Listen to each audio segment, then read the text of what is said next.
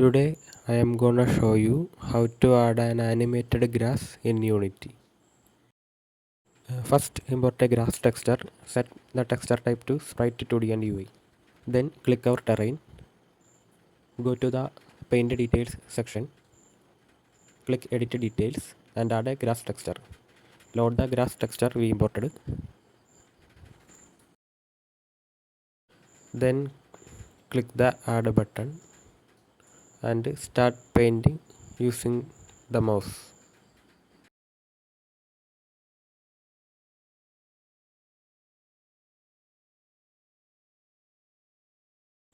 After painting, click the play button.